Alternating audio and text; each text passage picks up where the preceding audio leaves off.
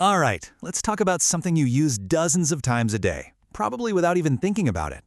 It's kind of like this invisible brain that powers so much of our modern world, and it's called machine learning. So for the next few minutes, we're going to pull back the curtain and show you exactly how it all works. I mean, have you ever wondered how your streaming service just knows the exact movie you're in the mood for? Or how your email is so good at catching all that junk mail? It can feel a little bit like magic. But honestly, the truth is way more interesting. You guessed it. The answer to all those questions and a whole lot more is machine learning. And by the end of this, you're going to have a really solid grasp of what that actually means and how it all comes together. So what's the big idea here? Well, traditionally, we had to tell computers exactly what to do with these long, rigid lists of rules. But machine learning just flips that whole script. It's all about teaching computers to learn from experience. You know, kind of like how we do. And that right there, that's the key. Instead of some programmer trying to think of every single possible rule for, say, identifying spam, we just feed the computer a ton of data and let it figure out the patterns for itself. It's a huge shift from being a simple rule follower to being a genuine pattern finder. Okay, so how does a machine actually learn? Well, one of the most common ways is something called supervised learning. And honestly, the best way to think about it is to just imagine the computer has a teacher who's guiding it every step of the way. This analogy is just perfect, right? You don't give a kid a physics textbook on fruit. You just show them an apple and say apple. You show them a banana, you say banana. You're giving them examples that are already labeled with the right answer, and that is exactly what we're doing in supervised learning. So, the textbook that the machine studies from, we call that training data. And for something like spam filter, we're not talking about a few examples. We're talking thousands, maybe even millions of emails, and every single one has already been marked by a person as either spam or not spam. Now, inside all that data, the computer starts looking for clues, and we call these features. For an email, a feature could be anything: the sender's address, if the subject is in all caps, or maybe specific words like free or winner. These are the little details the machine learns to pay attention to. And finally, every example in our textbook needs a label. The label is just the correct answer. So if the features are the clues, the label is the final verdict we want the machine to learn.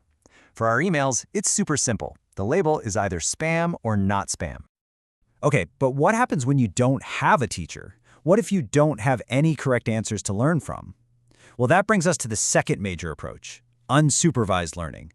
And this is all about the machine finding hidden structures all by itself. Let's go back to our fruit analogy.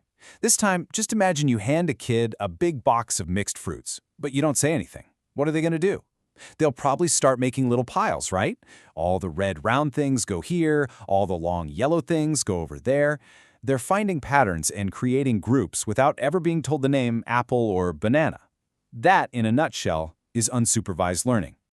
So let's just put them side by side for a second. With supervised learning, the goal is to learn with a teacher, using data that has all the answers. But with unsupervised learning, the goal is to find patterns completely on your own, with data that has no answers at all. One predicts, the other discovers. Both are incredibly powerful, just for different kinds of problems. All right, so we've got our two main approaches. Now let's actually peek inside the toolkit and look at a few of the most popular learning strategies, or as the pros call them, algorithms, that machines use to get the job done. First up is the decision tree. This one's super intuitive because it basically works like a flowchart of yes or no questions. The machine learns to ask a series of questions to get to a final decision. So, like you see here, it might ask, is their income over $50,000? Yes. Okay, cool. Next question. Have they visited our site more than 5 times? Yes. Great. Predict they're going to buy. It's just a simple, logical path to an answer. Next, we have k-means clustering. This is a classic unsupervised strategy for finding natural groups in your data. So here's how it works. First, the algorithm just kind of plops down some random center points for a few groups. Then it assigns every single data point to whichever center it's closest to. Now here's the really clever part. It recalculates the new middle of each group and moves the center point there. And then it does it all again, and again, and again, until the groups stop changing. It's a pretty brilliant way for a machine to discover structure that we might not have ever seen. And then you have the heavy hitter, neural networks. These are loosely inspired by our own brains. You've got an input layer that takes in the raw data, like all the pixels in a photo. Then one or more hidden layers of neurons go to work. The magic here is that each layer learns to spot more and more complex patterns. So the first layer might just find simple edges. The next combines those into shapes like eyes and ears. And then finally, the output layer makes the call. Yep, that's a cat. This layered approach is what makes them so incredibly powerful, and it's the tech behind the most advanced AI we have today. So wow, we've gone from learning with a teacher all the way to algorithms inspired by the human brain. We've covered a lot of ground. But now let's zoom out and ask the really important question: why does any of this actually matter? This quote really just says it all. The real world is messy, it's complicated, and you just can't write a rule for every possible situation. Machine learning lets us build systems that are flexible, that can adapt, and that can handle all that messiness in a way that old-school programming just can't.